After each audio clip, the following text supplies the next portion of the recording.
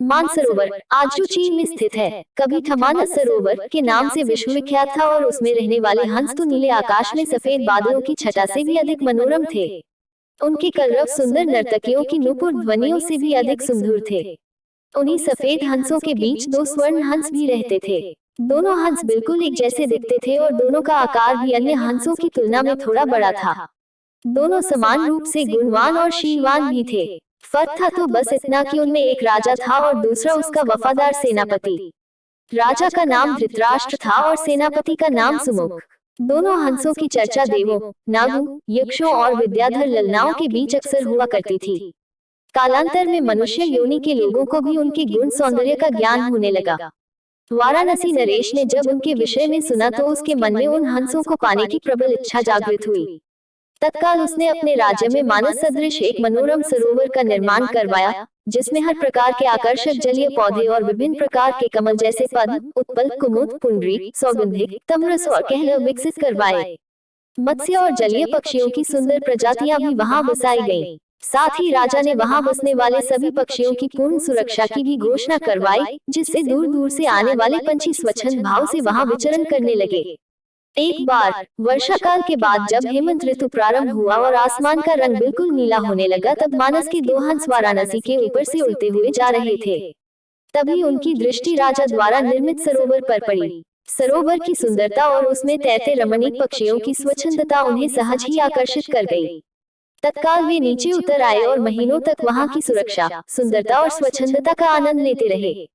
अंततोगत्वा वर्षा ऋतु के प्रारंभ होने से पूर्व वे फिर मानस को प्रस्थान कर गए।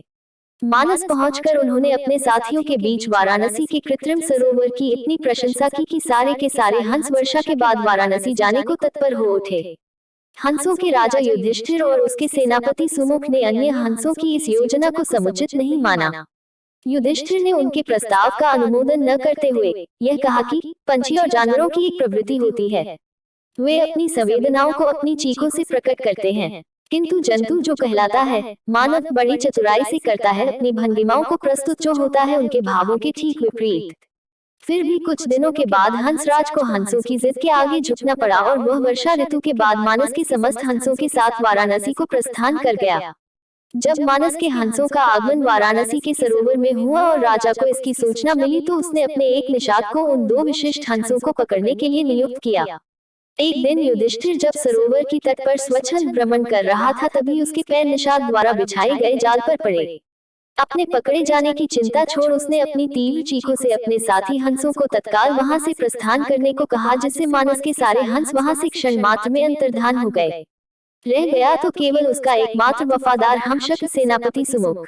हंसराज ने अपने सेनापति को भी उड़ जाने की आज्ञा दी, मगर वह दृढ़ता के साथ अपने राजा के पास ही जीना मरना उचित समझा। निषाद जब उन हंसों के करीब पहुंचा तो वह आश्चर्यचकित रह गया, क्योंकि पकड़ा तो उसने एक ही हंस था, फिर भी दूसरा उसके सामने निर्भीक खड़ा था।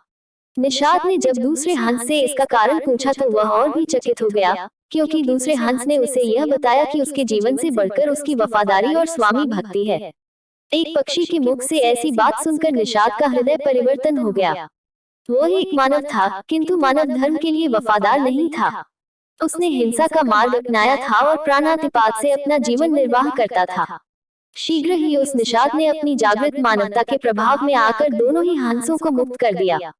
दोनों हंस कोई साधारण हंस तो थे नहीं। उन्होंने अपनी दूरदृष्टि से यह जान लिया था कि वह निषाद निस्संदेह राजा के कोप का भागी बनेगा। अगर निषाद ने उनकी जान बख्शी थी तो उन्हें भी निषाद की जान बचानी थी। अतः तत्काल वे निषाद के कंधे पर सवार हो गए और उसे राजा के पास चलने को कहा। निषाद के कंधों पर सवार जब वे दोनों हंस राज दरबार पहुंचे तो समस्त दरबारीगण चकित हो गए।